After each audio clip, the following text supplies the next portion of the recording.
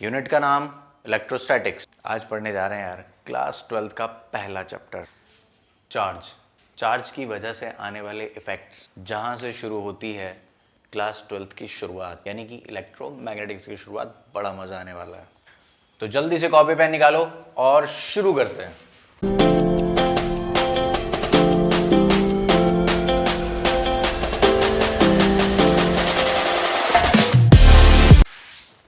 तो यार क्लास 12 की शुरुआत हो, अब जैसा कि मैंने तुझे बताया था कि इलेक्ट्रोमैग्नेटिक्स है पहला पार्ट। क्लास 12 2-3 हिस्सों में डिवाइड हुई है। जैसा कि मैंने तुझे बताया था कि एक पार्ट है इलेक्ट्रोमैग्नेटिक्स और उसके बाद आता है फिर ऑप्टिक्स, वो देखी थी हमने पहली वीडियो में, ठीक है। तो अभी इलेक्ट्रोमैग्नेटिक्स में हम कुछ भी बात करें तो शुरुआत कहां से होती है? चार्ज से। अगर चार्ज नहीं पता तो कुछ नहीं पता। तो बेसिकली जो जड़ है वो चार्ज है। कुछ भी सीखने से पहले हमें चार्ज को सीखना बहुत जरूरी है। तो यार चार्ज क्या है? एक लाइन में अगर मैं तुझे उसकी डेफिनेशन समझाऊं कि यार चार्ज सोर्स है, source of electric field.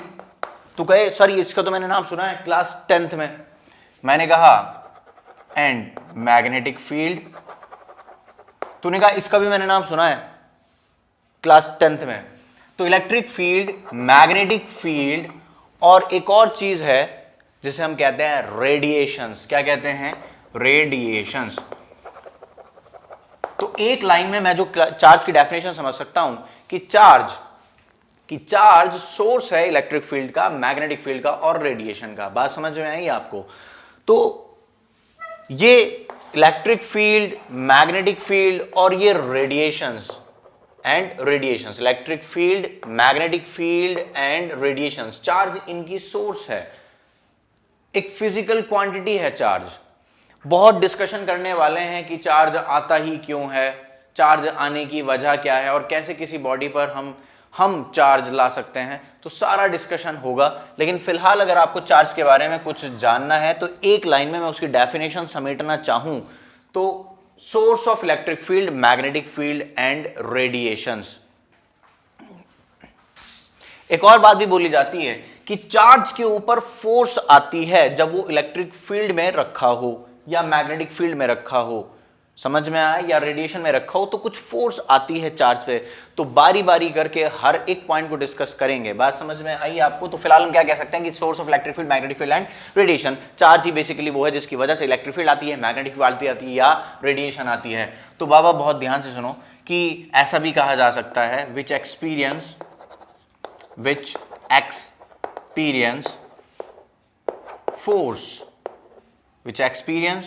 force of interaction when placed in EM radiations। Sir तू EM रेडिएशंस किसको बोल रहा है? मैंने कहा भाई इसका कॉम्बिनेशन जो बनता है इलेक्ट्रिक फील्ड, मैग्नेटिक फील्ड, तो वो EM रेडिएशंस कही जाती हैं, जो कंबाइनली हम बोल देते हैं। बात समझ में आ गई क्या? तो अभी तुझे पता है कि यार मैं दो तरह के चार्ज लेके आता हूं। टाइप्स की अगर मैं बात करूं तो टाइप्स ऑफ चार्ज के नाम पे तुझे भी पता है कि एक होता है पॉजिटिव और एक होता है नेगेटिव। बेसिकली मुझे दो चीजों को अपोजिट नाम देना था। जैसे कि आज हम नॉर्थ साउथ, उत्तर दक्षिण, पूरब पश्चिम, तो ये दो अपोजिट चीजें हैं। तो मुझे ऐसे ही दो अपोजिट चीजों का नाम देना था, तो मैंने एक को प्लस बोल दिया, एक को माइनस बोल दिया, क्योंकि ये दोनों का जो इफेक्ट है वो एक दूसरे के अपोजिट है। ऐड मतलब होता है जोड़ना और माइनस मतलब होता है घटाना। तो यार नाम देना था तो मैंने उसको पॉजिटिव और नेगेटिव नाम दे दिया। अच्छा सुन, पुराने टाइम में इस पॉजिटिव नेगेटिव को एक और नाम से जाना जाता था, इसको कहते थे विट्रस चार्ज। बहुत ऑब्सोलीट टर्म है विट्रस चार्ज। और इसको कहते थे रेजिनियस चार्ज। सर काम की बात है क्या? Not that much important. तो विट्रस चार्ज या रेजिनियस चार्ज। तो बाबा types of charge basically positive, negative, और you can say vitreous charge या रेजिनियस चार्ज। बहुत ही बकवास बातें, लेकिन बातें हो जाती हैं। एक आखिरी बात और कर लेते हैं यहीं पे, बेसिक इसकी यूनिट की बात कर लेते हैं। देख यार, चार्ज को डिस्कवर किया था Charles Augustin de coulomb, French का साइंटिस्ट था। तेरे काम की बात नहीं है। पूरे नाम में अगर कोई एक वर्ड पकड़ा हमने, चार्ल्स ऑगस्टिन डी कूलम में हमने कूलम पकड़ लिया, तो कूलम ने कहा कि मैंने डिस्कवर किया तो मेरे नाम से जाना जाएगा। तो मैंने यूनिट के नाम पे क्या बोल दिया, COULOMB, कूलम, COULOMB कूलम बोल दिया। और इसको C से लिखा जाता है, किससे लिखा जाता है, C, कैपिटल C। तुम्हारी बात नहीं कर रहा हूं, मतलब मैं कह रहा हूं कैपिटल C। तो यूनिट कूलम C, ठीक है। जैसे कि तू लेंथ की यूनिट बोल देता मीटर और इसको स्मॉल m से रिप्रेजेंट कर देता है। बात समझ में आ गई क्या? तो यूनिट की अगर हम बात करें तो कूलम चार्ज की यूनिट होती है, और हम क्या कह देते हैं उसको, किससे रिप्रेजेंट करते हैं, कूलम। सर और कोई बात भी हो सकती है क्या? मैंने कहा हाँ हो सकती है यार, मिली कूलम बोल सकता है। क्या बोल सकता है? मिली कूलम। ऐसा चार्ज भी लिखा हो सकता है, मिली कूलम। तो इसका मतलब क्या है, 10⁻³ कूलम, मिली कूलम, यानी 10⁻³ कूलम। दिख रहा है क्या? 10⁻³ कूलम। और उसके बाद ऐसा भी हो सकता है, देख मैं ऊपर की वाली रब कर रहा हूं, मुझे यहाँ पे कुछ लिखना है, या मैं यहाँ पे लिख देता हूँ। देख, एक होता है मिली कूलम, एक क्या होता है, मिली कूलम, जिसको मैं क्या कह देता हूँ, 10⁻³ कूलम। तो क्लास 12 की बातें कर रहा है, तो आज मैं बिल्कुल भी तेरे साथ रिलैक्स मोड में नहीं रहूंगा। माइक्रो कूलम सारी बातें बताऊंगा, 10⁻⁻6 कूलम, और नैनो कूलम मतलब 10⁻⁹ कूलम। समझ में आया क्या? पीको कूलम, पीको कूलम,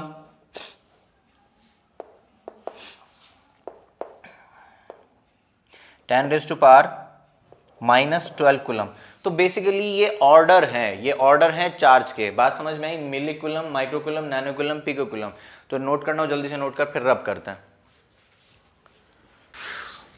तो जैसे कि मैं आपसे बात कर रहा था यूनिट्स ऑफ चार्ज की, तो एक तो देखिए हमने कूलम, तो मैं आपको ये बताना चाहता हूं कि ये एसआई यूनिट होती है। क्या होती है? एसआई यूनिट, जिसको हम क्या कह देते हैं, कूलम।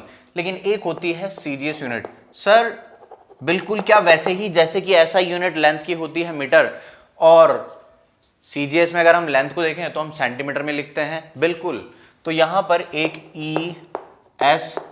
ESU, इसे कहते हैं इलेक्ट्रोस्टैटिक यूनिट। इसे हम क्या कह देते हैं? Electrostatic unit. तो ये सीजीएस यूनिट है, इसको हम स्टैट कूलम के नाम से भी जानते हैं, स्टैट सी भी लिख देते हैं। ESU और स्टैट सी, ESU और स्टैट सी। तो मेरी बात सुन बहुत ध्यान से, जिस तरीके से 1 मीटर में 100 सेंटीमीटर होते हैं, इसी तरह एक कूलम में कुछ ESU भी होते होंगे। तो मैं तुझको बताना चाहता हूं कन्वर्जन इनके बीच में, 3 × 10⁻⁹, 3 × 10⁻⁹ ESU। अगर तू किताबों में देखेगा तो यही मिलेगा, लेकिन अगर तू गूगल पर सर्च करेगा तो 2.99 करके लिखा हुआ था। हम अप्रोक्सीमेटली बोल देते हैं कि 1 coulomb is approximately equal to 3 × 10⁻⁹ ESU। तो electrostatic unit CGS unit of charge है। बात समझ में आई? सवाल यहां आता है कि सर चार्ज के बारे में हमने यूनिट पढ़ ली, या हमने चार्ज के बारे में डेफिनेशन देख ली, सब कुछ हमने पता करने की कोशिश करी, लेकिन ये सर चार्ज आने की वजह क्या है, कारण क्या है?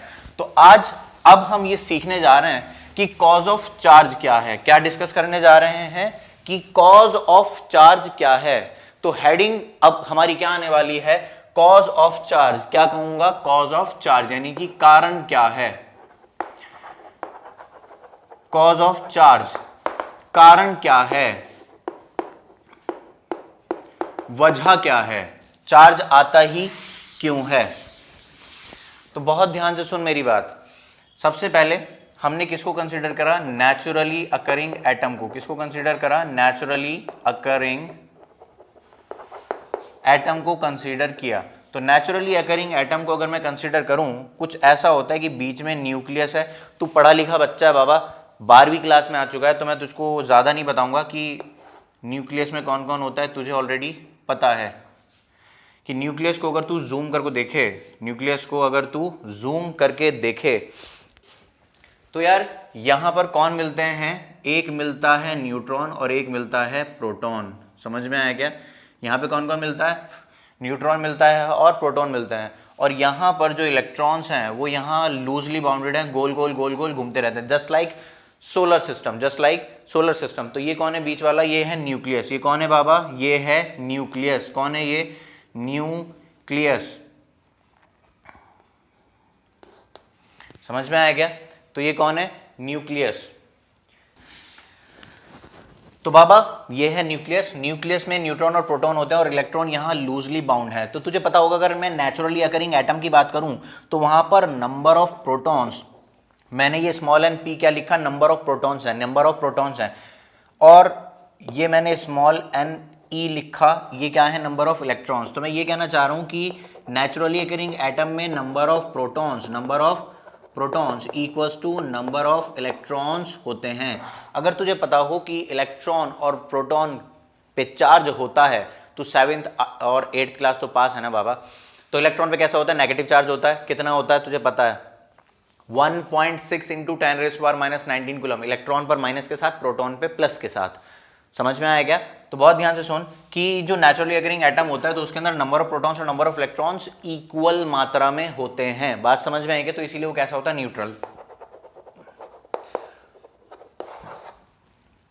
तो तुझे क्या समझ में आ गया कि naturally occurring atom neutral, naturally occurring atom neutral, naturally occurring atom neutral, naturally occurring atom neutral. बात समझ में आ गई क्या? लेकिन बात समझ मेरी, इतनी सी बात समझ मेरी कि यार यहां पर तो इक्वल थे, इलेक्ट्रॉन कहने लगे नेगेटिव नेगेटिव, प्रोटॉन कहने लगे पॉजिटिव पॉजिटिव, लेकिन दोनों का इक्वल था। तो उसने कहा कि भाई ना तेरी ना मेरी, बीच का रास्ता निकाल लेते, बोल देते न्यूट्रल। सोच के देख अगर मैं एक इलेक्ट्रॉन ऐड कर दूं, मैं यहां पर क्या कर रहा हूं, ऐड 1 इलेक्ट्रॉन, मैंने क्या बोला, ऐड 1 इलेक्ट्रॉन। तो अगर तूने इलेक्ट्रॉन ऐड कर दिए, एक इलेक्ट्रॉन ऐड कर दिया, बस एक इलेक्ट्रॉन, तो क्या number of electrons number of proton से ज्यादा हो जाएंगे? तो अभी इलेक्ट्रॉन क्या कहेंगे, नेगेटिव ज्यादा, हम हैं, हम ही हैं। बात समझ में आ गई क्या? तो तुझे भी कहना पड़ेगा कि हाँ अब इलेक्ट्रॉन ज्यादा हो गए तो नेगेटिवली चार्ज कहा जाएगा। तो नंबर ऑफ इलेक्ट्रॉन अगर ज्यादा हो गए तो क्या कह देंगे, नेगेटिवली चार्ज। और वहीं दूसरी तरफ अगर मैं आपसे कहूं कि एक इलेक्ट्रॉन माइनस कर दिया जाए, अगर मैं कह दूं कि एक इलेक्ट्रॉन माइनस कर दिया जाए तो क्या होगा? बहुत ध्यान से देखो, यहां पे क्या लिखा मैंने, -1 इलेक्ट्रॉन। अगर मैंने ऐसा कह दिया तो यहां पर कौन ज्यादा हो जाएंगे, नंबर ऑफ इलेक्ट्रॉन्स कम हो जाएंगे, नंबर ऑफ प्रोटॉन ज्यादा हो जाएंगे, क्योंकि इलेक्ट्रॉन लेकर गया तो नंबर ऑफ इलेक्ट्रॉन्स कम हो गए ना यार, तो नंबर ऑफ प्रोटॉन ज्यादा हो गए। तो अभी प्रोटॉन कहने लगे हम ही हैं, हम पॉजिटिव हैं, तो हमारी बात चलेगी। तो यहां पे क्या कह दिया जाएगा, पॉजिटिवली चार्ज। क्या कह दिया जाएगा, पॉजिटिवली चार्ज। तो समझने वाली बात इतनी है कि जब नंबर ऑफ इलेक्ट्रॉन ज्यादा हुए, क्या समझने वाली बात है कि जब नंबर ऑफ इलेक्ट्रॉन ज्यादा हुए तो नेगेटिवली चार्ज, और जब नंबर ऑफ प्रोटॉन ज्यादा हुए तो पॉजिटिवली चार्ज। तो इतनी सी बात समझ में आ गई कि जब भी, मैं यहां पे लिख रहा हूं, बहुत ध्यान से देखना, कॉज ऑफ चार्ज में, ये सब समझाने के बाद मैं तुझे एक टिप्पणी देता हूं, एक नोट देता हूं, कॉपी कर ले, कुछ नोट करना हो तो, फिर मैं रब कर रहा हूं।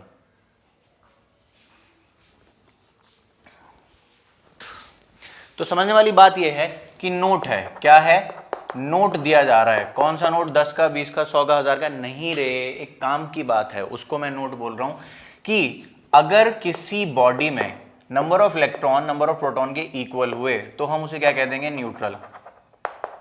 उसे हम क्या कह देंगे, न्यूट्रल। लेकिन अगर number of electron number of proton के इक्वल ना हुए तो मैं उसको कहूंगा चार्ज्ड। अब ये दो बातें हो सकती हैं अगर इक्वल नहीं है। अगर number of electron less than number of protons हो गए तो आप उसको क्या कहोगे, पॉजिटिवली चार्ज्ड।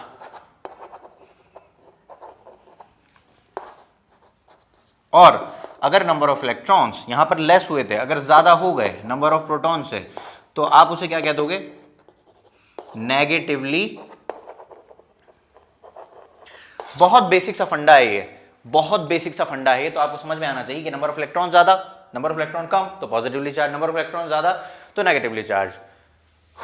मैंने अभी सांस लिया ही था कि एक बच्चा मेरे से कहने लगा कि सर अगर प्रोटॉन कम ज्यादा हो गए तो हमेशा इलेक्ट्रॉन ही ऐड कर रहा है, सब्ट्रैक्ट कर रहा है। जरा सोच के देख कि कभी अगर प्रोटॉन ज्यादा हो गए या कम हो गए, मैं प्रोटॉन के साथ छेड़छाड़ कर लूं तो प्रोटॉन के साथ तो खेल ही नहीं रहा है। तो उस बच्चे के लिए मैं कुछ बात समझाना चाहता हूं यहां पर कि जैसे आपको ये एटम दिखाई दे रहा है, क्या दिखाई दे रहा है, एटम। इस एटम में ये छोटा सा न्यूक्लियस है, ये क्या है, ये छोटा सा न्यूक्लियस है। तो मैं उस बच्चे को ना ये कंपैरिजन चाहता हूं कि वो सोचे कि यार एक फुटबॉल ग्राउंड है बहुत बड़ा, एक फुटबॉल ग्राउंड है बहुत बड़ा, और उसके अंदर मैंने एक मटर का दाना रखा, क्या रखा, मटर का दाना सेंटर पे ले जाके, तो मैं उसको ये समझाना चाहता हूं कि जितना कंपैरिजन उसको इन दोनों के साइज में लग रहा है उतना ही कंपैरिजन एक एटम के साइज में और न्यूक्लियस के साइज में होता है। क्या आपको मेरी बात समझ में आई? तो न्यूक्लियस के अंदर मिलते हैं प्रोटॉन, न्यूक्लियस के अंदर मिलते हैं प्रोटॉन। तो मेरी बात सुन यार, अगर इतने छोटे से साइज में जाकर प्रोटॉन को निकालना हो तो मेरे लिए तो बहुत मुश्किल काम है, और तेरी नजर से भी सोचो तो बहुत मुश्किल काम है यार। लेकिन इलेक्ट्रॉन लूजली बाउंडेड है, बाहर बाहर टहल रहे हैं, तो इलेक्ट्रॉन को निकालना आसान होता है रिलेटिवली। लेकिन इसका मतलब ये नहीं है कि प्रोटॉन कभी भी रिएक्शन में पार्टिसिपेट नहीं करेंगे। बात समझ में आ गई क्या? वो रिएक्शन में पार्टिसिपेट करते हैं और उन रिएक्शन को मैं रेडियो एक्टिव रिएक्शंस कहता हूं। तो मैं ये समझाना चाहता हूं कि ऐसा नहीं है कि प्रोटॉन कभी भी रिएक्शन में पार्टिसिपेट नहीं करते हैं, लेकिन वो बहुत कॉम्प्लेक्स प्रोसेस है। आपके और मेरे लिए इलेक्ट्रॉन्स ही इधर उधर होते हैं। बात समझ में आ गई क्या? 10th के लेवल पे हम कहते थे कि प्रोटॉन तो कभी पार्टिसिपेट करेंगे ही नहीं, क्योंकि उनको नहीं समझा सकते कि रेडियो एक्टिविटी कोई चीज होती है। तुम्हें समझा सकते हैं क्योंकि तुम्हारे सिलेबस का पार्ट है, और यूनिट 8 में एटम्स एंड न्यूक्लियाई में हम पढ़ेंगे जब प्रोटॉन्स को हम कम ज्यादा कर रहे होंगे। लेकिन फिलहाल मैं आपको ये समझाना चाहता हूं कि प्रोटॉन जितनी भी हम इलेक्ट्रोस्टैटिक्स या करंट इलेक्ट्रिसिटी, इलेक्ट्रोस्टैटिक्स या इलेक्ट्रोडायनेमिक्स पढ़ेंगे उसमें इलेक्ट्रॉन ही मूव करते हैं। कभी भी चार्ज इधर से उधर हो रहा होगा तो इलेक्ट्रॉन्स मूव करते हैं। बात समझ में आ गई क्या? पुराने टाइम की बात मैं कुछ बताने वाला था, रुक गया, अभी बताऊंगा। तो बेसिकली मैं आपको यही समझाना चाहता हूं कि इलेक्ट्रॉन्स यहां पर लूजली बाउंडेड है। इलेक्ट्रॉन्स कैसे हैं? Loosely bounded.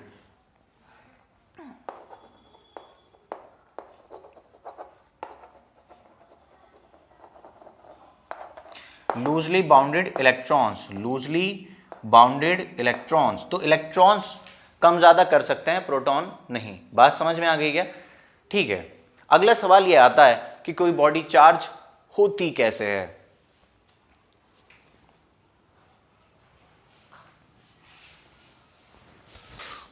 तो सवाल जो मेरा आपसे था कि how a body gets charge, how a body gets charge. तो बात सुनो बहुत ध्यान से कि कोई बॉडी चार्ज होती कैसे है। तो बेसिकली हमारे पास 3 मेथड होते हैं, बाय फ्रिक्शन,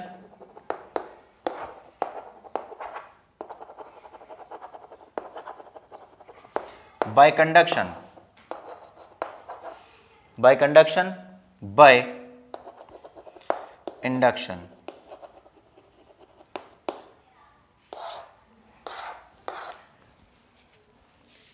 तो सबसे पहले हम डिस्कस करेंगे बाय फ्रिक्शन। किसको डिस्कस करेंगे? बाय फ्रिक्शन को।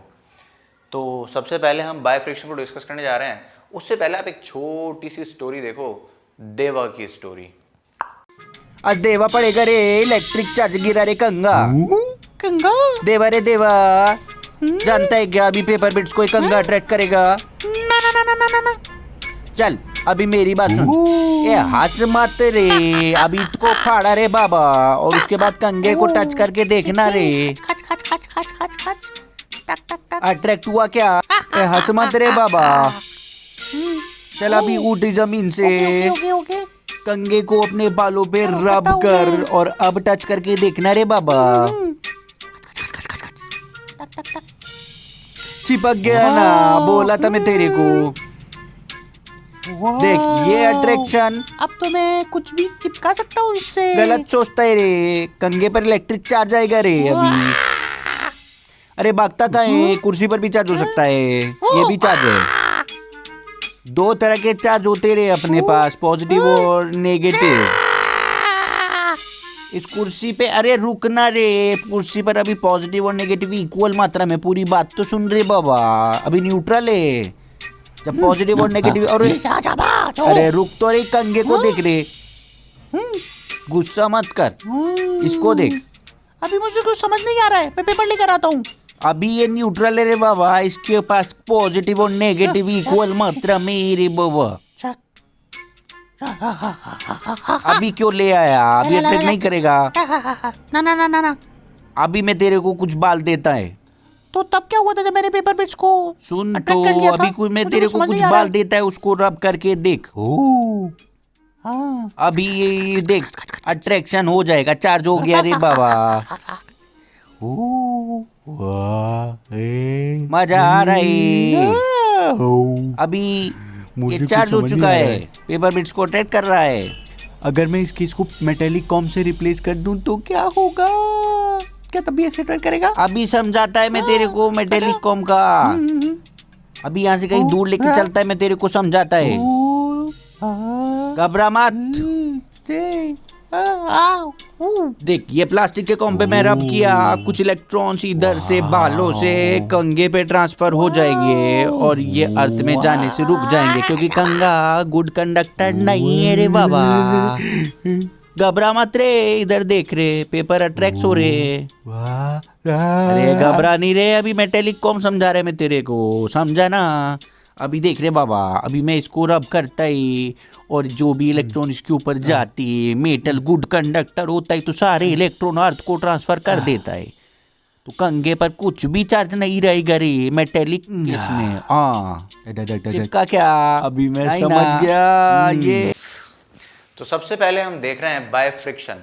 बाय फ्रिक्शन टॉपिक समझने से पहले आपने ये जो अभी क्लिप देखी, तो कुछ बाल जब रगड़ रहे थे कॉम को तो चार्ज कुछ इधर से उधर ट्रांसफर हो रहा था।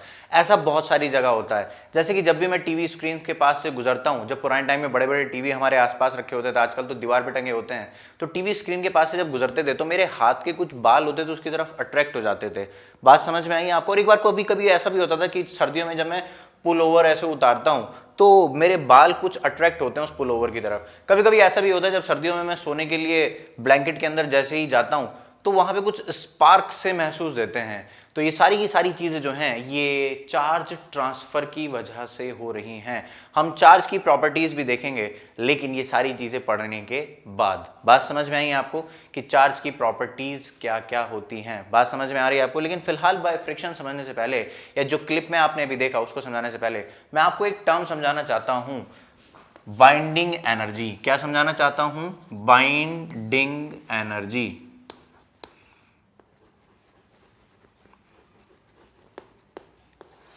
बाइंडिंग एनर्जी और करके मैं इसको कुछ नाम दे रहा हूं, आप बहुत ध्यान से देखो। वर्क फंक्शन और करके मैं इसे फिर कुछ नाम दे रहा हूं, आयोनाइजेशन एनर्जी। आयोनाइजेशन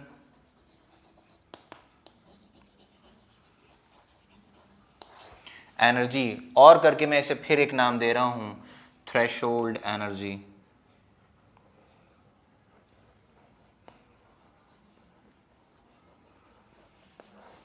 सर मैंने कहा हाँ क्या हो गया? कि तुम्हें पढ़ के आया? मैंने कहा कहां पे? कह रहा केमिस्ट्री में। मैंने कहा केमिस्ट्री में किस चैप्टर में? कहने लगा एटॉमिक स्ट्रक्चर में।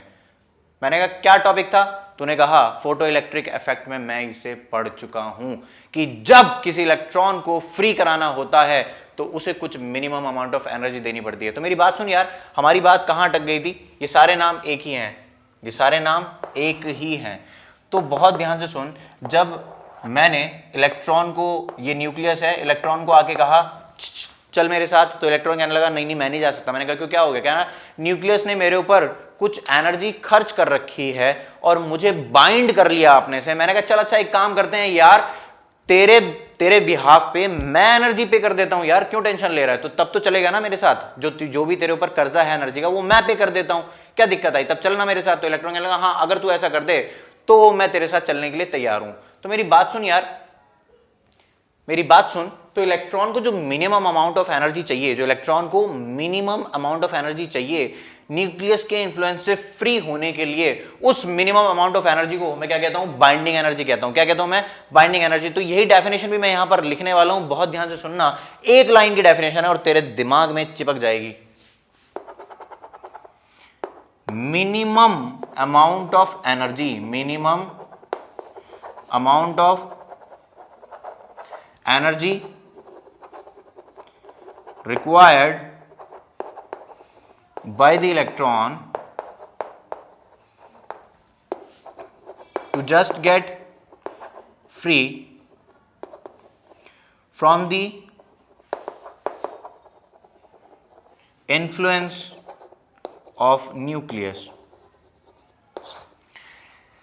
वो मिनिमम अमाउंट ऑफ एनर्जी जो इलेक्ट्रॉन को देनी पड़े कि न्यूक्लियस के इन्फ्लुएंस से फ्री हो जाए, उस मिनिमम अमाउंट ऑफ एनर्जी को मैं बाइंडिंग एनर्जी कहता हूं। तो किसी एटम को अगर आयन बनना है, मुझे पता है तू 10वीं पास है, तो किसी भी एटम को अगर आयन बनना है तो इलेक्ट्रॉन को अपने से निकालना होगा या अपने अंदर इलेक्ट्रॉन को डालना होगा। बात समझ में आ गई क्या?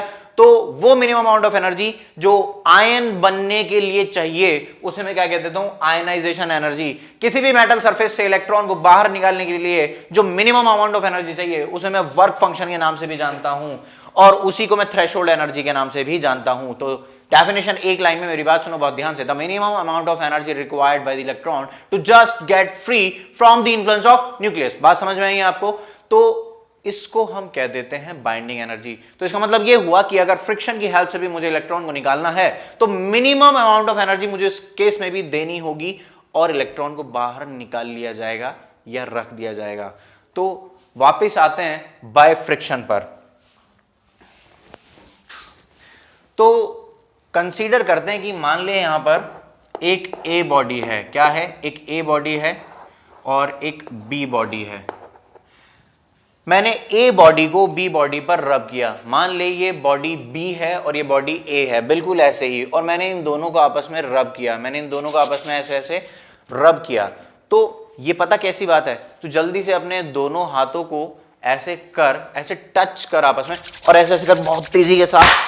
तो ताली नहीं बजानी है, बस ऐसे रब करना है। तो रब जैसे ही करेगा, क्या हीट डेवलप हो रही है? दोनों हाथ गर्म हो गए। जल्दी से करके देखना यार, ऐसा नहीं है तुझे मैं देख नहीं रहा हूं तो तू ना करे, जल्दी से कर। तो एकदम से हीट हो गया क्या? तो जो बॉडी ए थी उसका सरफेस भी हीट कर गया और जो बॉडी बी है उसका सरफेस भी हीट कर गया।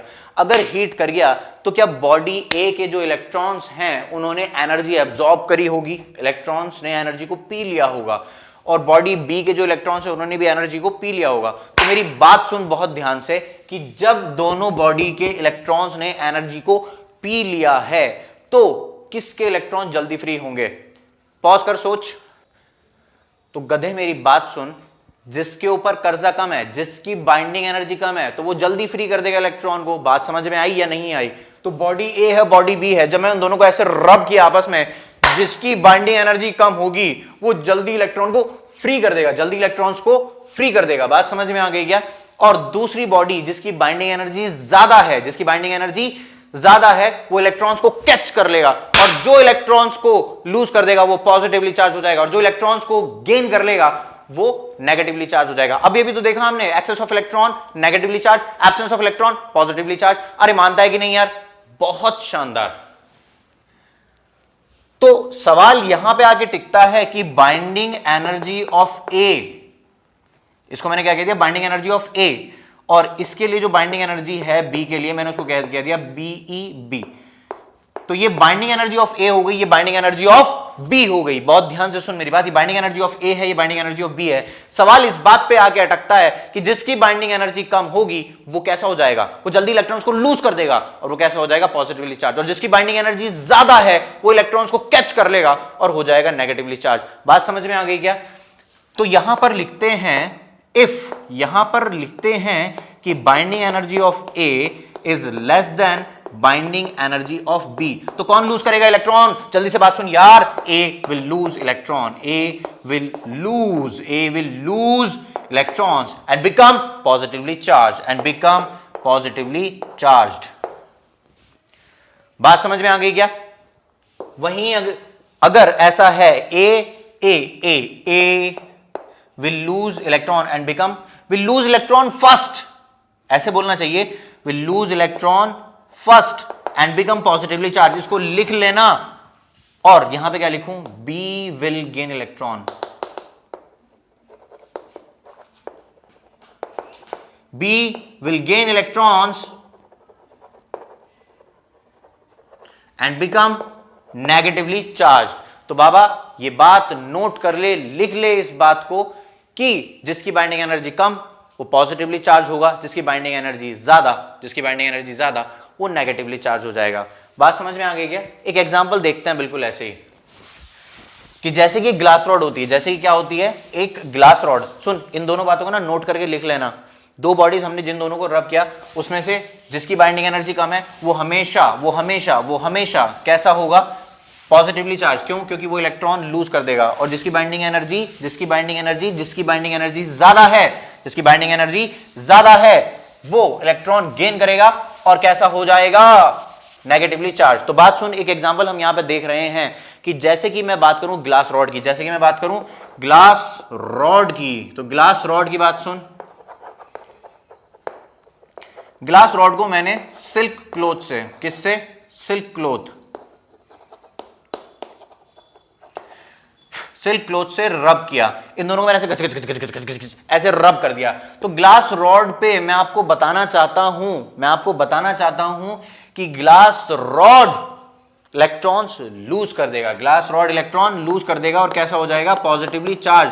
क्यों? क्योंकि ग्लास रॉड की जो बाइंडिंग एनर्जी है वो कम है और सिल्क क्लॉथ की जो बाइंडिंग एनर्जी है वो ज्यादा है। तो सिल्क क्लॉथ कैसा हो जाएगा? Negatively charge. सिल्क क्लॉथ कैसा हो जाएगा? Negatively charge. वहीं दूसरी तरफ मैं बात करना चाहता हूं कि चल मान ले कि कोई इबोनाइट रॉड है। क्या बोला? Ebonite rod, ebonite rod. और क्या कह सकते हैं? एम्बर। सर ये एम्बर क्या है? मैंने तो पहली बार सुना। बाबा एम्बर भी एक प्लास्टिक जैसा ही एक मटेरियल होता है, या तो एबोनाइट कह दे या और कह दे, एक जैसी बात है। और इसको मैं वुलन क्लॉथ से रब कर दूं, क्या बोल दूं मैं इसको? वुलन क्लॉथ या कैट फर। फर होता है ना जो बिल्ली के खाल पे जो बाल होते हैं, अगर तू उससे इसको रब कर दे तो बात सुन बहुत ध्यान से, ये पहले इलेक्ट्रॉन लूज कर देगा और कैसा हो जाएगा? Positively charge. और ये कैसा हो जाएगा? नेगेटिवली चार्ज, क्योंकि इलेक्ट्रॉन्स को गेन करेगा, वो इलेक्ट्रॉन्स को लूज करेगा। तो भाई मेरी बात सुन यार, सर मुझे कैसे ऐसे पता चले? तू तो अभी यहां पे जो बता रहा है, तूने बताया, मैंने मान लिया, तो मैं तेरे सामने पेश करता हूं यहां पर ट्राइबो इलेक्ट्रोस्टैटिक सीरीज। और इसको कई बार फैराडेज इलेक्ट्रोस्टैटिक सीरीज भी कहा जाता है। कई बार इसको क्या कहा जाता है? फैराडेज इलेक्ट्रोस्टैटिक सीरीज या ट्राइबो इलेक्ट्रोस्टैटिक सीरीज भी कहा जाता है। तो देख तेरे सामने ये जो सीरीज आई, इसमें जो ऊपर की तरफ है, उनकी बाइंडिंग एनर्जी घटती जा रही है। दिख रहा है तुझको? तो इधर यहां पर जो तुझे सबसे ऊपर दिख रहा है, ये सबसे पहले इलेक्ट्रॉन लूज करेगा। तो इसके नीचे जितने भी हैं उन सबकी बाइंडिंग एनर्जी इससे ज्यादा है, तो वो इलेक्ट्रॉन्स कैच करेंगे और ऊपर वाला लूज करेगा। तो इसमें से तू कोई सा भी दो को मटेरियल को पकड़, किसी को ए बोल दे, किसी को बी बोल दे। तो जिसको तूने ऊपर, जो भी ऊपर है उसको तूने जो नाम दिया हो, वो इलेक्ट्रॉन पहले लूज कर देगा और जो नीचे है सीरीज में वो इलेक्ट्रॉन गेन कर लेगा। बात समझ में आ गई क्या? बहुत शानदार। तो तुझे फ्रिक्शन वाली कहानी समझ में आई और तुझे देवा की कहानी तो सुनाई है यार। तो इलेक्ट्रॉन कैसे, ये सवाल पूछता है मेरे से बच्चा कि मेटालिक कॉम का क्या होता है और प्लास्टिक कॉम का क्या होता है, अगर मैं मेटालिक कॉम को ऐसे करूं तो क्या होगा? तो मैंने कहा ले सुन ले यार क्या होगा। बात समझ में आ गई क्या? चल दूसरी बात देखने जा रहे हैं इंडक्शन की। किसकी बात देखने जा रहे हैं? इंडक्शन की। सर तूने कंडक्शन पहले लिखाया था, मैं पहले इंडक्शन समझा रहा हूं, बाद में कंडक्शन समझाता हूं। तो इंडक्शन के केस में क्या होता है, देख अभी एक छोटी सी क्लिप आएगी तेरी स्क्रीन पे। अब यार ध्यान से देख, यहाँ पर जितने नंबर ऑफ इलेक्ट्रॉन्स हैं उतने ही नंबर ऑफ प्रोटॉन्स हैं। तो ये बॉडी कैसी है? न्यूट्रल है। ये बॉडी न्यूट्रल है, ठीक है। अब यहाँ पर क्या होगा यार, एक नेगेटिवली चार्ज रॉड को लेकर आएंगे। देख ध्यान से, लेकर आए नेगेटिवली चार्ज रॉड को। देख नेगेटिव दूर भाग गए और पॉजिटिव पास आ गए। देख पॉजिटिव पास क्यों आए? क्योंकि उनके ऊपर फोर्स ऑफ अट्रैक्शन लगी, और जो नेगेटिव है उनके ऊपर फोर्स ऑफ रिपल्शन लगी, वो दूर भाग गए। अभी पॉजिटिव क्या चाहते हैं कि यार हम रॉड में चले जाएं, लेकिन वो बाउंडेड हैं, वो खुद मूव नहीं कर सकते। पॉजिटिव चार्ज कभी खुद नहीं चलता। कौन मूव करता है? नेगेटिव चार्ज, ठीक है। तो यार ये जो नेगेटिव चार्ज है ये दूर जाना चाहता है, इसको अनबाउंडेड चार्ज कहेंगे, और जो पॉजिटिव चार्ज है उसको बाउंडेड चार्ज। देखिए यार यहाँ पर जो नेगेटिव दूर जाना चाहता है, अब एक प्रोसेस यूज़ करने वाले हैं, अर्थिंग। देख अर्थिंग के बारे में फ़िलहाल मैं क्या बोलूँ कि ऑब्जेक्ट से एक वायर सीधा अर्थ को कनेक्ट कर देते हैं। अब अर्थ का पोटेंशियल 0 वोल्ट होता है, और जो ऑब्जेक्ट उससे कनेक्ट है, जो बॉडी उससे कनेक्ट है, उसका पोटेंशियल भी वो 0 वोल्ट पर ले आती है। अब 0 वोल्ट पर लाने के लिए अर्थ को चाहे कितने भी इलेक्ट्रॉन पीने पड़ जाएं और कितने भी इलेक्ट्रॉन देने पड़ जाएं, अर्थ वो करती है। तो इसी प्रोसेस को हम क्या बोलते हैं? अर्थिंग। देखिए यहाँ पर जो नेगेटिव चार्ज दूर जाना चाह रहे थे, तो उनको सीधा अर्थ में जाने का मौका मिल गया, ठीक है। उनको रास्ता मिल गया कि अर्थ में चले जाएं, ठीक है। तो सारे इलेक्ट्रॉन चले गए, लिविंग बिहाइंड पॉजिटिव चार्ज। तो अब इलेक्ट्रॉन चले गए हैं, वो रॉड चली गई, अब अर्थिंग चली गई। तो जब इलेक्ट्रॉन लूज़ कर जाते हैं तो बॉडी तो पॉजिटिवली चार्ज कही जाती है, ठीक है। तो जब हम नेगेटिव चार्ज रॉड पास लेकर आएंगे और अर्थिंग कर देंगे तो बॉडी कैसी हो जाएगी? Positively charge.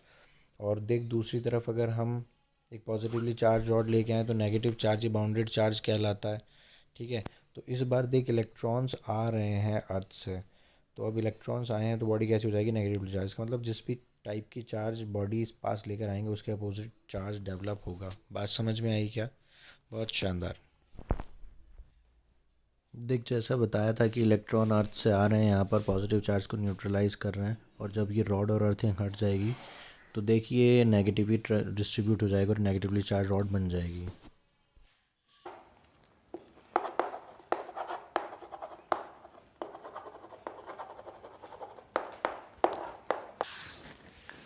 तो यार ये जो इंडक्शन का अभी तुझे समझाया, उम्मीद है समझ में आया होगा कि यार जैसे अगर ये बॉडी है इस और इसके सरफेस पर कैसा है, बहुत सारा पॉजिटिव चार्ज है, बहुत सारा क्या है, पॉजिटिवली चार्ज। तो एक बॉडी जो बहुत दूर रखी हुई थी, अगर मैं इसको छुपा लूं, तुझे ये वाली बॉडी ना दिखाऊं और यहां पर मैं कहूं इसको छुपा के कि कोई एक बॉडी है जो ऐसे खुशहाल बैठी है, उसके प्लस माइनस साथ साथ हैं, इसके प्लस माइनस कैसे हैं, साथ साथ, इसके प्लस माइनस कैसे हैं, साथ साथ, जैसे कि तुझे अभी क्लिप में समझाया।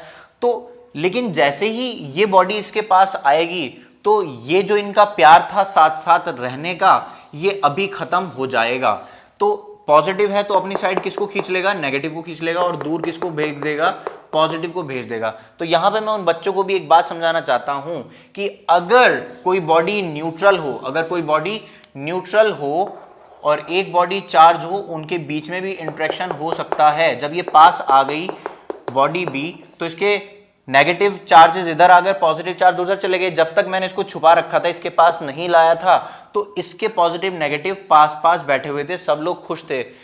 तब भी ये न्यूट्रल थी, आज भी ये न्यूट्रल है। क्यों? क्योंकि ना इलेक्ट्रॉन गए हैं ना आए हैं। बात समझ में आई क्या?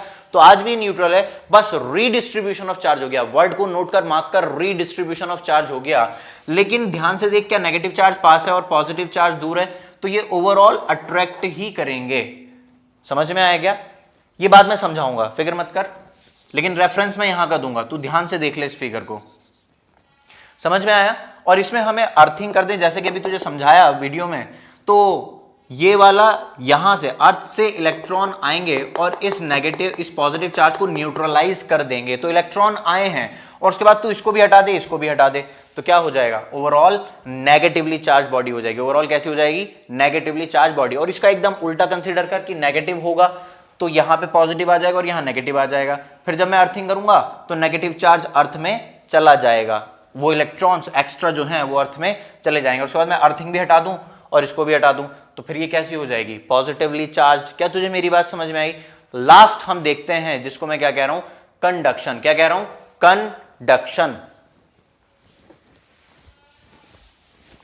तो सर क्या हम कहें कि इंडक्शन में हमें टच करने की जरूरत नहीं है? मैंने कहा नहीं भाई, इंडक्शन में टच करने की जरूरत नहीं है, दूर से ही काम हो जाता है। क्या बोला, दूर से ही?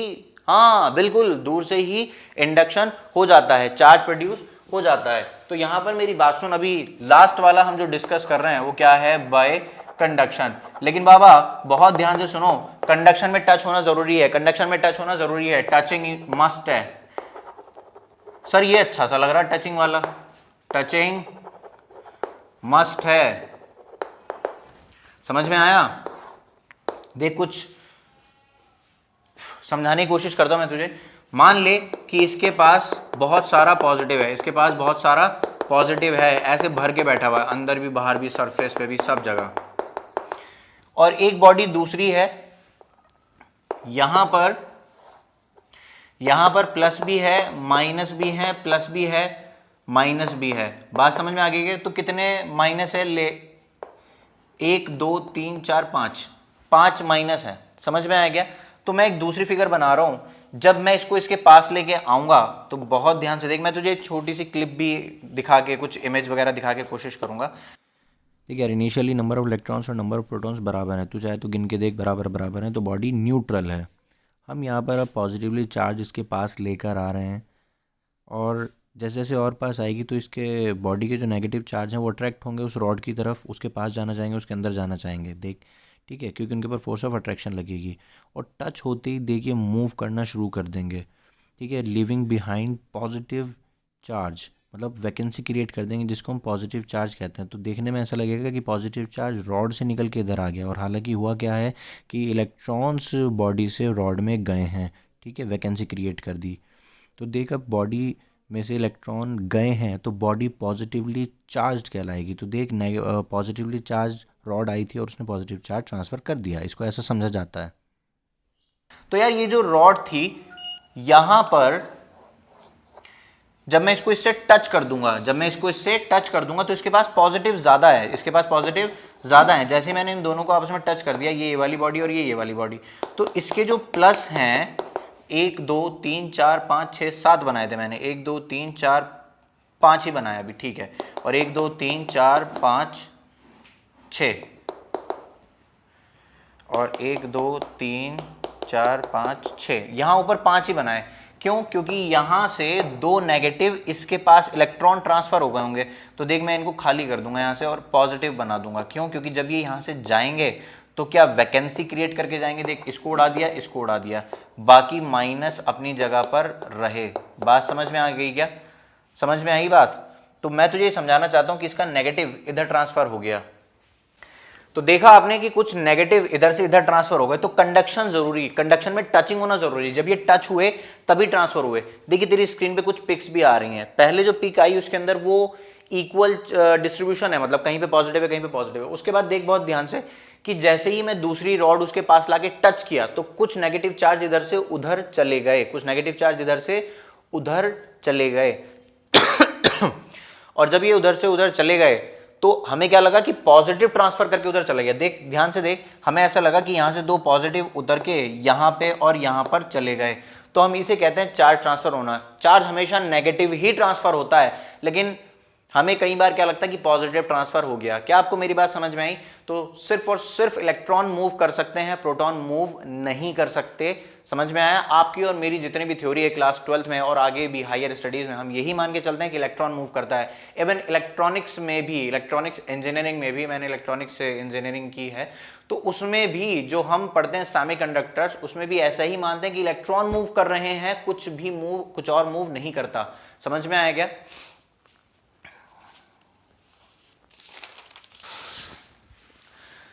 तो यार अभी बात करने जा रहे हैं प्रॉपर्टीज ऑफ चार्ज की। बहुत बेसिक प्रॉपर्टीज है, लेकिन सवाल आ जाता है क्या करें। समझ में आया? समझना तो पड़ेगा ही, बहुत बेसिक है लेकिन फिर भी हमें समझना पड़ेगा। तो यार बात सुन प्रॉपर्टीज ऑफ चार्ज में। सबसे पहली प्रॉपर्टी तुझे भी पता है कि 2 तरह के चार्ज होते हैं, एक पॉजिटिव होता है और एक नेगेटिव होता है।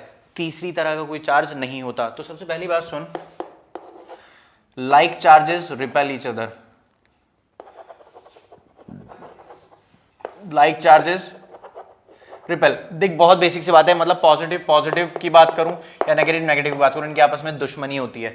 लेकिन अगर मैं अनलाइक चार्जेस की बात करूं, अनलाइक चार्जेस, तो इनके बीच में क्या होता है? अट्रैक्शन होता है,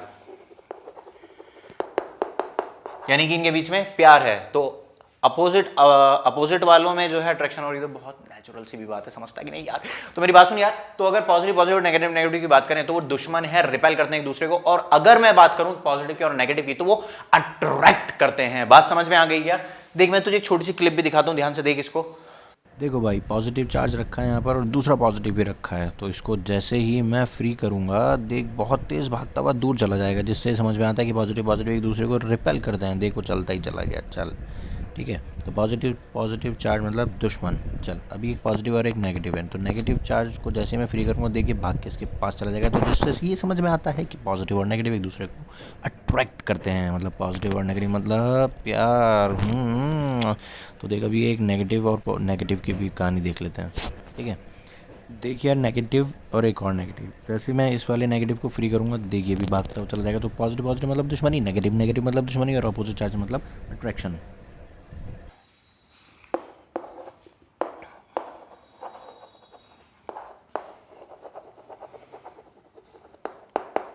तो बेसिकली एक और प्रॉपर्टी है कि ये स्केलर हैं, इनमें डायरेक्शन का कोई रोल नहीं है, स्केलर हैं, इनके अंदर सिर्फ और सिर्फ मैग्नीट्यूड का गेम है और ये एडिटिव है इन नेचर में। मतलब जैसे तेरी बचपन में टीचर पढ़ाती थी ना, 2 toffees in my hand, 2 toffees in my pocket, total toffees 4 toffees. तो इसी तरह यहाँ पे भी तू बोल सकता है यार, 2 Coulomb's in my hand, 2 Coulomb's in my pocket, total charge 4 coulomb. बात समझ में आ गई क्या?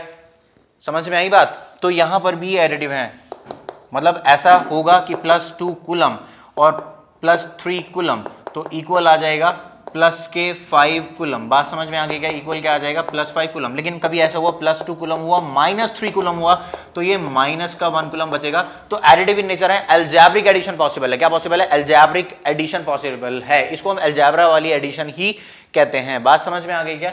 एक और बात सुन, तीसरी, चार्ज के बारे में क्या सीखा? लाइक चार्जेस, अनलाइक चार्जेस वगैरह वगैरह, स्केलर होते हैं, एडिटिव होते हैं। चार्ज की एक और प्रॉपर्टी है बाबा, जिसको हम क्या कहते हैं? कंजर्वेशन। जिसको हम क्या कहते हैं कंजर्वेशन।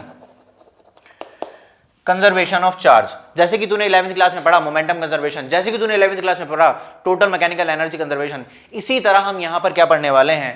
कंजर्वेशन ऑफ चार्ज, यानी कि charge conservation, conservation of charge. लेकिन इसकी एक कंडीशन है लेकिन इसकी एक कंडीशन है। मैं ऊपर वाली प्रॉपर्टीज रब करने वाला हूं, तू इस पर ध्यान दे, कंजर्वेशन ऑफ चार्ज पे। तो कंजर्वेशन ऑफ चार्ज के बारे में अगर मैं तेरे से कुछ बात करूं, मैं तुझे यही समझाना चाहता हूं कि जैसे कि तू मोमेंटम कंजर्वेशन पढ़ता था, क्या पढ़ता था? Momentum conservation. तो उसके अंदर एक कंडीशन पढ़ता था कि बाबा एक्सटर्नल फोर्स नहीं होनी चाहिए। If external force is 0 then momentum will remain conserved. बात समझ में आ गई क्या? Momentum initial is equals to momentum final. और तूने एक और प्रॉपर्टी पढ़ी थी कि अगर नॉन कंजर्वेटिव फोर्स नहीं है, सिर्फ और सिर्फ कंजर्वेटिव फोर्स है, तो टोटल मैकेनिकल एनर्जी कंजर्व रहेगी। इसी तरह यहां पर भी मैं तुझे ये समझाना चाहता हूं कि अगर सिस्टम आइसोलेटेड है, अगर सिस्टम आइसोलेटेड है, मेरे कहने का मतलब ये है कि मान ले कि ये कोई स्फीयर है। क्या है ये? स्फीयर ए, और इसके सरफेस पर यहां पर चार्ज बैठा हुआ है। ये इंसुलेटिंग स्टैंड है। क्या है ये? इंसुलेटिंग स्टैंड है। और यहां पर ये कोई बी है, इसके सरफेस पर भी कुछ चार्ज है, इसके सरफेस पर भी कुछ चार्ज है, और यहां पर ये इंसुलेटिंग स्टैंड से माउंटेड है। ठीक है, अब मैंने यहां से एक वायर निकाली यहां से एक वायर निकाली और उसके अंदर एक स्विच लगा दिया। क्या लगा दिया? स्विच। बात समझ में आ गई क्या? तो बहुत ध्यान से सुन, इसके चार्ज को मैंने क्या कह दिया? Q1, और इसके ऊपर जो चार्ज है मैंने उसको क्या कह दिया? Q2। तो स्विचिंग से पहले जो चार्ज है मैंने उसको क्या कह दिया? Q1 plus Q2 initial. लेकिन जैसे ही मैंने स्विचिंग कर दी तो मैंने क्या कहा? Q1 plus Q2 final. मतलब स्विचिंग होने के बाद कुछ चार्ज इधर से उधर ट्रांसफर होगा, जू जा, उसके बाद भी ये Q1 प्लस Q2 इनिशियल और फाइनल इक्वल रहेंगे। तो इस आइसोलेटेड सिस्टम की अगर मैं बात करूं, इसमें चार्ज हमेशा कंजर्व रहता है। इसका मतलब यह है कि charge can neither be created nor be destroyed. और जहां पर हमने फ्रिक्शन से चार्ज ट्रांसफर की बात की थी, तो वहां पर भी यह बात इक्वली एप्लीकेबल है कि बॉडी ए जितने इलेक्ट्रॉन्स लूज करेगी, बॉडी बी उतने ही इलेक्ट्रॉन्स गेन कर जाएगी। तो जितने हुए लॉस ऑफ इलेक्ट्रॉन और जितने हुए गेन ऑफ इलेक्ट्रॉन, वो दोनों ही इक्वल होते हैं। यानी कि एक ने जितना चार्ज लूज किया होगा, दूसरे ने उतना ही चार्ज गेन किया होगा। तो इसे कहते हैं conservation of charge. Charge will remain conserved, charge can neither be created nor be destroyed. लिख लो, इस बात को नोट कर लो, दिमाग में चिपका लो, charge can neither be created nor be destroyed. लेकिन चार्ज को क्रिएट और डिस्ट्रॉय किया जा सकता है, लेकिन पेयर्स में। यह बात आपको हिलाकर रख देगी कि चार्ज को क्रिएट भी किया जा सकता है। एग्जैक्टली चार्ज को क्रिएट किया जा सकता है। मैं आपको यह समझाना चाहता हूं कि एक न्यूट्रॉन जो कि न्यूट्रल है, तो एक न्यूट्रल को हम ऐसे तोड़ सकते हैं, एक प्रोटॉन में और एक इलेक्ट्रॉन में। तो एक प्रोटॉन और एक इलेक्ट्रॉन अगर मिल जाए तो वो न्यूट्रॉन के इक्वल बन जाते हैं। न्यूट्रॉन नहीं, न्यूट्रॉन के इक्वल बन जाते हैं, यानी कि न्यूट्रल हो जाते हैं। इसको हम कहते हैं पेयर एनिहिलेशन, पेयर प्रोडक्शन। कहां पढ़ेंगे? यूनिट 8 चैप्टर्स न्यूक्लियाई, ठीक है, रेडियो एक्टिविटी में पढ़ने वाले हैं। तो चार्ज को, इस रिएक्शन को मैं ऐसे भी करवा सकता हूं और इस रिएक्शन को मैं ऐसे भी करवा सकता हूं। समझ में आया क्या? तो एक पेयर प्रोड्यूस किया जा सकता है, पेयर प्रोडक्शन किया जा सकता है, और इसको पेयर को डिस्ट्रॉय भी किया जा सकता है। Pair annihilation, pair production. बात समझ में आई? कहां पढ़ेंगे? यूनिट 8 में पढ़ेंगे, रेडियो एक्टिविटी में। तो बाबा मैंने आपको एक और काम की बात बताई, charge can neither be created nor be destroyed. ये बात तो है ही, लेकिन वाइवा में तेरे से इस बात पे सवाल किया जा सकता है, क्या ऐसा कभी कर ही नहीं सकते? तो तू उसको बताना कि नहीं नहीं, तू गलत कह रहा है, ऐसा कभी कभी कर सकते हैं, और वो रेडियो एक्टिविटी में होता है। बात समझ में आ गई क्या? ठीक है, तो चार्ज कंजर्वेशन भी पढ़ लिया। चार्ज कंजर्वेशन की कंडीशन क्या है बाबा?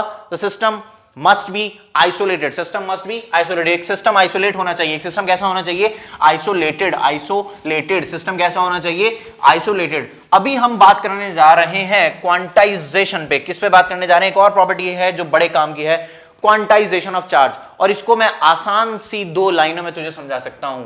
तो ये प्रॉपर्टी कौन सी है, शायद हमारी 4th प्रॉपर्टी है ये, क्वांटाइजेशन ऑफ चार्ज।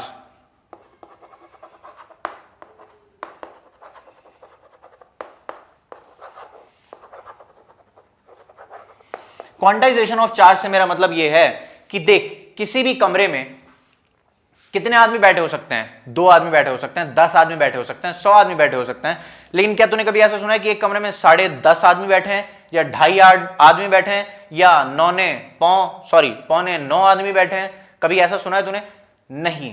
तो किसी कमरे में आदमी इंटीग्रल फॉर्म में मिल सकते हैं, यानी कि 1 या 2 या 3 या 4 या 50 या 100 इंटीजर की फॉर्म में मिल सकते हैं। तो कभी भी अगर मैं तुझसे बात करूं कि चार्ज आया है, तो वो कुछ इलेक्ट्रॉन जाने से और कुछ इलेक्ट्रॉन आने से बनता है। बात समझ में आ गई क्या? तो नंबर ऑफ इलेक्ट्रॉन्स एक इंटीजर होगा, ऐसा नहीं होगा कि 2.5 इलेक्ट्रॉन चले गए। फ्रैक्शन में इलेक्ट्रॉन्स नहीं मिलते, फ्रैक्शन में इलेक्ट्रॉन्स नहीं मिलते बाबा, हमेशा इंटीग्रल फॉर्म में मिलते हैं। तो जो भी चार्ज आएगा या तो वो प्लस होगा या वो माइनस होगा, या तो वो प्लस होगा या वो माइनस होगा, लेकिन वो इलेक्ट्रॉनिक चार्ज के इंटीग्रल मल्टीपल में एग्जिस्ट करेगा। ये कौन है? इंटीजर है। ये कौन है? इंटीजर है। ये कौन है? इंटीजर है। तो हमेशा integral multiple of electronic charge में एग्जिस्ट करेगा। और अगर इलेक्ट्रॉनिक चार्ज की वैल्यू तू नहीं जानता, मैं तुझे बता देता हूं, -1.6 इंटू 10⁻⁻⁻�9 कूलम। क्या तुझे मेरी बात समझ में आई? -1.6 इंटू 10⁻⁻⁻�9 कूलम ये इलेक्ट्रॉनिक चार्ज होता है। अगर तू प्रोटॉन की बात करें, मैं तुझे लास्ट में एक लिस्ट दूंगा जिसमें सारे पार्टिकल होंगे और उनका चार्ज और उनका मास होगा। बात समझ में आ गई क्या? तो कोई भी चार्ज अगर एग्जिस्ट करेगा तो वो इस फॉर्म में कर सकता है। अगर 10 इलेक्ट्रॉन चले गए तो +10 टाइम्स ऑफ इलेक्ट्रॉनिक चार्ज। अगर 10 इलेक्ट्रॉन आ गए तो -10 टाइम्स ऑफ इलेक्ट्रॉनिक चार्ज। तो मैं ये कहना चाहता हूं कि जितने भी इलेक्ट्रॉन जाएं या आए, मान ले n इलेक्ट्रॉन्स का आना जाना हुआ, तो वो प्लस माइनस फॉर्म में चार्ज एग्जिस्ट करेगा। तो इसे हम क्या कहते हैं? Quantization of charge. क्या कहते हैं हम? Quantization of charge. बात समझ में आ गई क्या? चार्ज विल रिमेन कंजर्व्ड, तो पहली वाली प्रॉपर्टी होगी। दूसरी बात क्या हो गई? Charge will always exist in the form of integral multiple of electronic charge. बात समझ में आ गई? तो इसमें क्या कहते हैं? Quantization of charge. एक और बहुत अहम प्रॉपर्टी मैं आपको समझाना चाहता हूं, जिसको हम क्या कहेंगे? इनवेरिएंसी। क्या कहेंगे? इनवेरिएंसी। चार्ज इनवेरिएंट है। चार्ज क्या है? इनवेरिएंट है। तो बहुत ध्यान से सुने, 5वीं property invariancy. Invariant charge will remain invariant. बात समझ में आ गई क्या? तो बहुत ध्यान से सुन कि एक बॉडी जो रेस्ट पर बैठी है उसका मास m0 है। क्या बोल दिया तूने? m0 है। अब ये रेस्ट पर है, तो मैं तेरे से पूछूं कि यही सेम बॉडी अगर भागने लगे किसी v वेलोसिटी से, और वो v वेलोसिटी बहुत ज्यादा है, अगर मैं तेरे से ये कहूं कि ये मास जो है वो भागने लगा और बहुत तेज भाग रहा है, तो क्या मास इसका आज m0 ही होगा? तो तेरा सोचना गलत है। इसका मास m हो जाएगा, और उस m का फॉर्मूला होता है m0 डिवाइडेड बाय √1 - v² तो मास स्पीड के साथ साथ वेरी करता है। और ये c कौन है? तुम्हारी बात नहीं कर रहा हूं, मतलब c कौन है? स्पीड ऑफ लाइट है। अगर पार्टिकल इतनी वेलोसिटी से चले कि वो स्पीड ऑफ लाइट की कंपेरेबल हो जाए, तो क्या हो जाएगा? यहां पे c² cancel 1 - 1 0 something divide by 0 infinite, तो मास इनफाइनाइट हो जाएगा। तो मैं आपको ये कहना चाहता हूं कि जितनी ज्यादा वेलोसिटी से दौड़ने लगोगे, आपका मास उतना ज्यादा होता चला जाएगा। तो ये कहां से निकल के आता है? थ्योरी ऑफ रिलेटिविटी से कहीं लिंक निकल के आता है, उसके ऊपर ध्यान नहीं देना। लेकिन मैं आपको ये समझाना चाहता हूं कि मास मोशन पे डिपेंड करता है, लेकिन चार्ज मोशन पे डिपेंड नहीं करता, चाहे रेस्ट पर हो और मोशन में हो। पार्टिकल के मास पर कोई फर्क नहीं पड़ता। तो इसमें क्या कह देते हैं? इनवेरिएंसी। क्या कह देते हैं? इनवेरिएंसी कह देते हैं। क्या कह देते हैं? इनवेरिएंसी। और एक आखिरी बात जो मैं आपसे चार्ज की करने जा रहा हूं, चार्ज हमेशा मास के साथ लिंक होता है। Charge is always linked with mass. Sir ये वाली प्रॉपर्टी क्या है? पढ़ के कुछ समझ में नहीं आ रहा, मैं समझाता हूं तुझे। किसी बॉडी पर जो अगर एक न्यूट्रल बॉडी है, कौन सी बॉडी है? ये ए है, और एक ऐसी बॉडी है न्यूट्रल। ये कैसी बॉडी है? न्यूट्रल। ये कैसी बॉडी है? न्यूट्रल। तो मेरी बात सुन बहुत ध्यान से, अगर मैं इसको 4 इलेक्ट्रॉन दे दूं तो ये कैसी हो जाएगी? तेरे मन से आवाज आई कि नेगेटिवली चार्ज हो जाएगी, तो बिल्कुल सही बोल रहा है। अगर मैंने इसको 4 इलेक्ट्रॉन दे दिए तो नेगेटिवली चार्ज हो जाएगी। और अगर नेगेटिवली चार्ज हो गई तो बहुत ध्यान से सुन, क्या 4 इलेक्ट्रॉन आए? अपना मास भी साथ लेकर आए होंगे। बिल्कुल। तो जो नेगेटिवली चार्ज बॉडी है, अगर यहां पर इलेक्ट्रॉन्स बढ़ गए, मैंने इसको क्या कहा? Negatively charge body. क्या कह दिया? नेगेटिवली चार्ज बॉडी कह दिया। तो नेगेटिवली चार्ज बॉडी का मास न्यूट्रल बॉडी के मास से ज्यादा होगा। और वहीं पर अगर 4 इलेक्ट्रॉन माइनस कर दिए जाएं, क्या कर दिए जाएं? माइनस कर दिए जाएं, तो यहां पर कैसी हो जाएगी? ये पॉजिटिवली चार्ज हो जाएगी। कैसी हो जाएगी? पॉजिटिवली चार्ज हो जाएगी। तो बहुत ध्यान से सुन, 4 इलेक्ट्रॉन माइनस कर दिए, क्या वो 4 इलेक्ट्रॉन का कुछ मास था? तेरे मास के कंपैरिजन बहुत कम है, मैं जानता हूं, लेकिन क्या उनका कोई अस्तित्व है, कोई मास है? बिल्कुल है। तो वो 4 इलेक्ट्रॉन जब गए तो अपने साथ थोड़ा सा मास भी ले गए। तो एक पॉजिटिवली चार्ज बॉडी का जो मास होता है वो कम होता है। न्यूट्रल बॉडी, तो मैं मास का ऑर्डर लिख देता हूं। एक सेम बॉडी, ये मास की बात तूने नोट कर ली, तो मैं रब करने वाला हूं। पॉज करके नोट कर।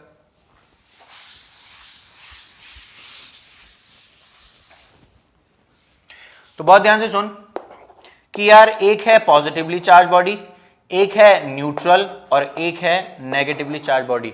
दिख रहा है क्या कि पॉजिटिव है, न्यूट्रल है और नेगेटिव है। तो जो पॉजिटिवली चार्ज है उसका मास सबसे कम है, फिर न्यूट्रल बॉडी, और सबसे ज्यादा मास किसका है? नेगेटिवली चार्ज बॉडी का। बात समझ में आ गई होगी, उम्मीद है समझ में आया होगा। ये था मेरी तरफ से सारा चार्ज का डिस्ट्रीब्यूशन या सारा चार्ज का डिस्कशन, सॉरी। तो मेरी बात सुन यार, अभी ये तेरी स्क्रीन पर एक पिक आने वाली है, इसको पॉज करके इन सब के बारे में नोट कर। ये क्वेश्चन में, न्यूमेरिकल में डायरेक्ट यूज होते हैं। वो तेरे से कह देगा कि अल्फा पार्टिकल क्या होता है और इलेक्ट्रॉन क्या होता है, उनके बीच में फोर्स बतानी होगी। तो तुझे चार्ज और मास सब पता होना चाहिए, बहुत इंपॉर्टेंट। इसको पॉज करके नोट कर ले। और मैं तुझे कुछ समझाना चाहूं तो इतनी सी बात कि नेक्स्ट वीडियो में मैं तेरे पास लेकर आऊंगा कुलम्स लॉ की बातें। किसी बातें? कुलम्स लॉ की बातें। तब तक के लिए alrighty then, C you soon, बो बॉय, एंजॉय।